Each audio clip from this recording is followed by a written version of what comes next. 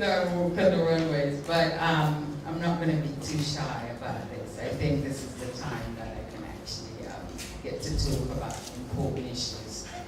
So, like Mother always says, let's get to the point.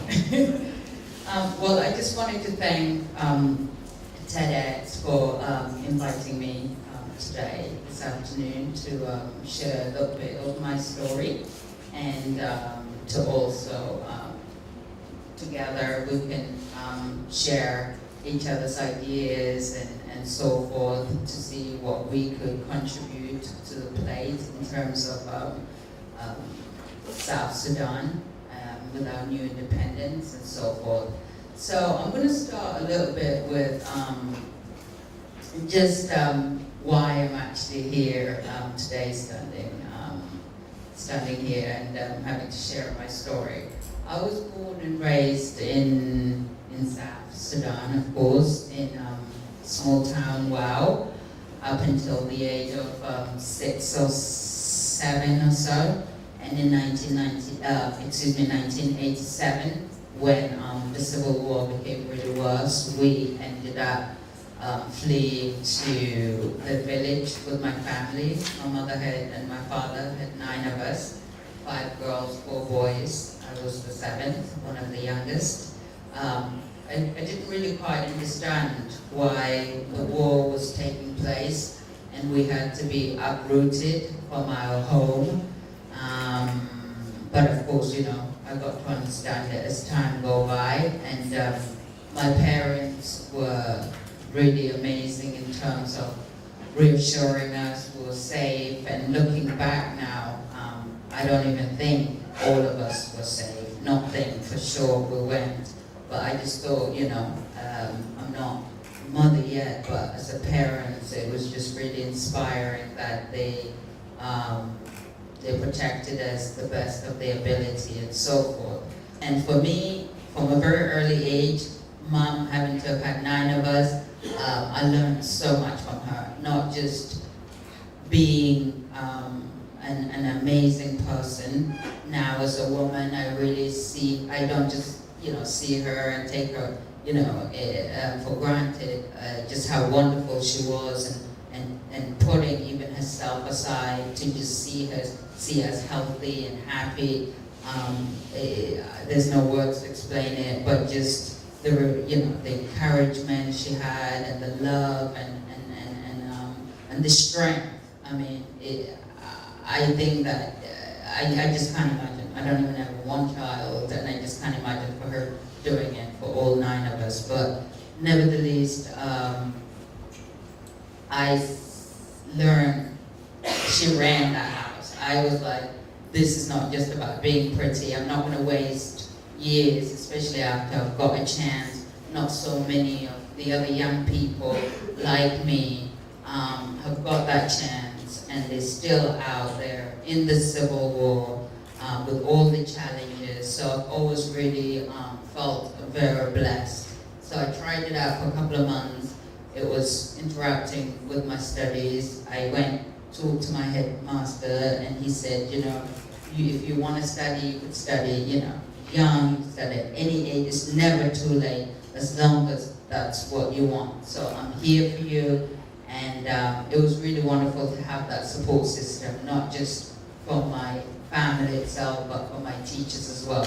So I wanted to quit it, and I believe that quitting is not an option, because I don't want to look back and say, what if, you know, I should have, and so forth.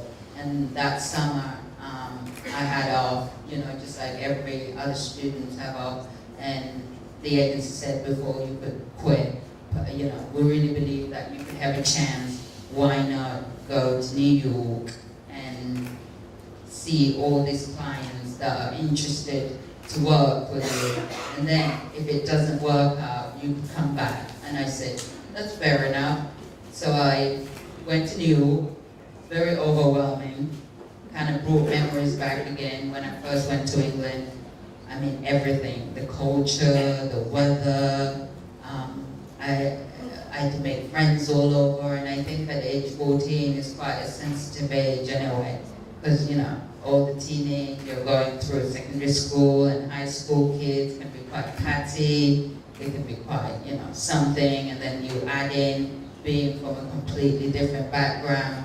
It was really quite nerve-wracking, but for me, I looked at the bigger picture, just the fact that I've had, I didn't feel like I was crippled, I didn't feel like I was mentally, handicapped. I was put in the same age group. Yes, it was hard, it was not easy, but you know what, they gave me a special needs teacher. Yes, the kids made fun of me, but then after, a couple of days or so, they're also like, Miss, because obviously one teacher can't go and attend every single student, so they start to ask the special needs teacher, Miss, what do you think about this? Like, can you help me with this? And I was like, oh, now you're asking my miss. I thought I was the slow one, huh? So all those challenges, they're nothing in comparison to when you don't even have much to eat, or your freedom, or even feel like you're in your own home, leave alone your own land. If my father did not emphasize on education, because education is the key.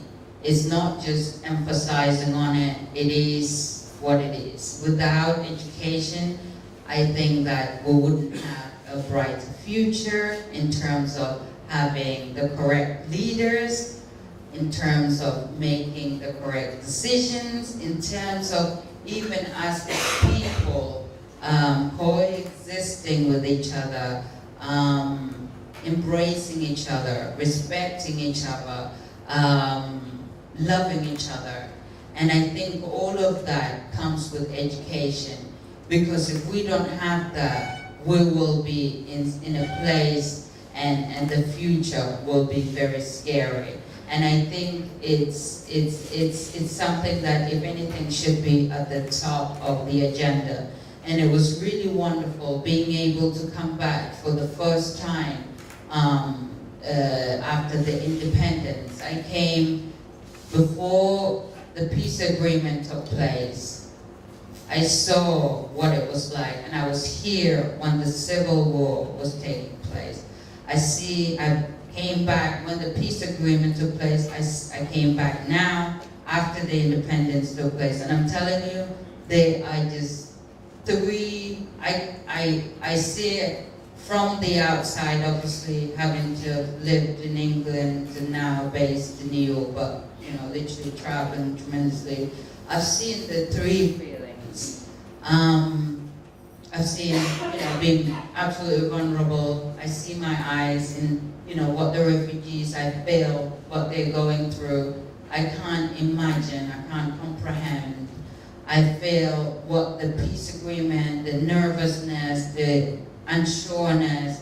I see the independence, having the base to be able to move forward from this day, moving on, to see just within a year of independence, just how much it has evolved, and to just set the tone for moving forward. If we can be able to recognize that and give ourselves as South Sudan people to recognize and give ourselves a pat on the back that, we can't be too overwhelmed and saying everything is going to be solved in one day, but the fact all of these changes have taken place in one day, even the United States of America, changes has not been taking place rapidly for just 1 year when the independence took place. So that's something that I think it's quite amazing.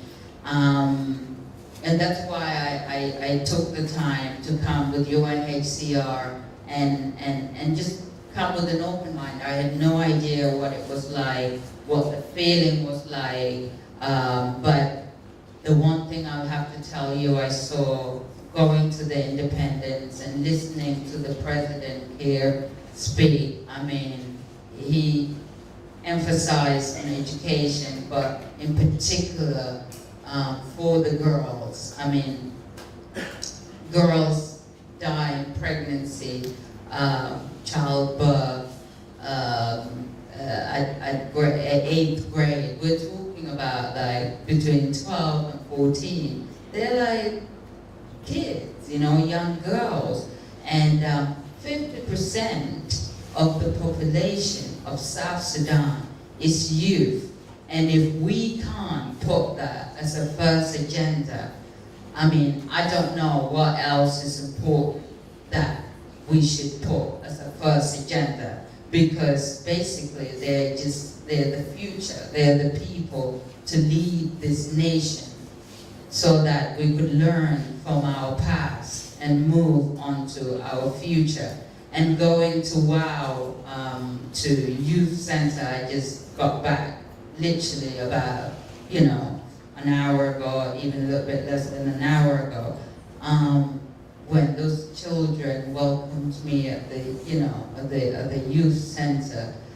It just brought memories back. I could see myself on each one of those young people, and I can't imagine if my parents did not embedded that and did not nurture that in me to say, Alek, not just me, but every one of us, every one of 9 of us, we all are in different fields. I've got a brother that's in agriculture, our older brother, I've got another sister that works with immigration, and they're all passionate in their job, another one that's a pharmacist, another one that's a writer, you know, and I've always enjoyed art, you know, and it always fulfilled my soul. They always, you know, helped me in so many different areas. And my dad's always, you know, said, Alek, if that's what you like, you have to focus, you have to be dedicated, and you have to study all the way. There's no messing around. And that, I mean, I would be lying to say as I'm standing here in front of you all that I figured it out myself. No, and there are times when you're young, you can doubt yourself as well. And that's what I tell to the young people. You know, it's okay, we all have our insecurities, but let's not let it go this high where it can affect somebody else or affect yourself. There are always going to be people that will uplift you, and those are the people that will strengthen you, and you pass it on whether we like it or not. We have been given as people for us to be in a position to be able to look out for the other one. So it's not even an option to even put education first and really and make it like the #1 agenda. The president has emphasized on it, and I've got a chance to meet, you know, the wonderful First Lady. She has children. She emphasizes very strongly on education and also on the girls, and it's great. You educate the girls, they will be great wives, they will be great mothers, they will be in the workplace, because after all, most of these women have fought the war. When the men were fighting, they were running in the bush, or, you know, the men, they were in steel, they were the ones that were holding their household down. So I think it's very important that we really embrace that. So moving forward, I feel it would be a shame for me not to utilize the voice that the fashion industry has given me. It's not, you know, it's not just to travel and being able to see different cultures and learn different languages, but truly to be able to shed light on important issues.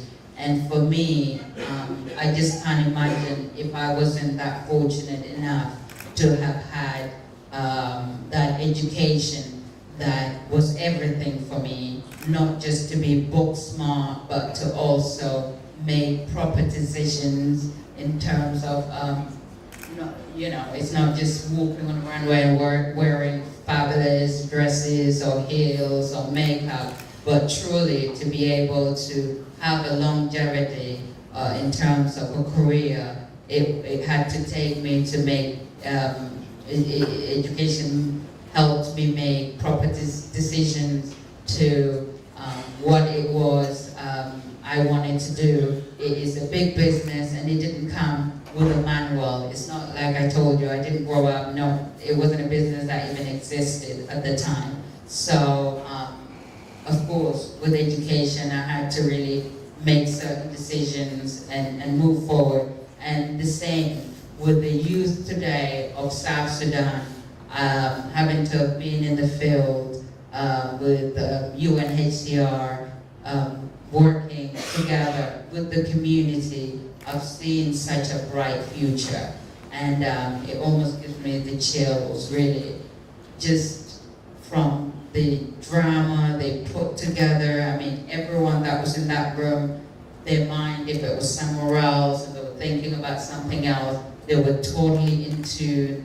And it was like truly, like they all say, joy and the truth and sincerity that you can't pay for that. And you could just see it in their eyes. They're so eager to learn, and they're ready to go. They just need to be nurtured, just like everything else, you know. Plant needs to be rooted, and you know, the rest will happen naturally. So just to close it up, meeting also with the returnees in the field, it was really touching. I met one lady that lost, you know, all of her children. She was 83 years old. Yet she should have been retired, enjoying her fruits, enjoying her last age, and yet she's taking care of her grandchildren, and so blessed and so sweet, and was blessing us. Hopefully we'll get to live her age and even beyond, and no hate, no nothing. So I would say this independence, it really signifies to give the South Sudanese people the opportunity to begin now, to rebuild their life, because there's been way too much bloodshed. They never had security, and I think the youth are really the ones that are going to lead this nation to a brighter future, and we must nurture them, and we must empower them, and we should go for it. So I'll do the best that I can as Alek Wek and go out there and preach it all. And everyone agrees, not just the president, not just the people of South Sudan, but around the world, that's what it is. And it's the truth, it's not just saying it. So hopefully you guys agree, and we all can come together. And it's just really touching to see the unity. It's not just like, well, you're Dinka, you're Balanda, you're Dor, you're Chilo, you're this.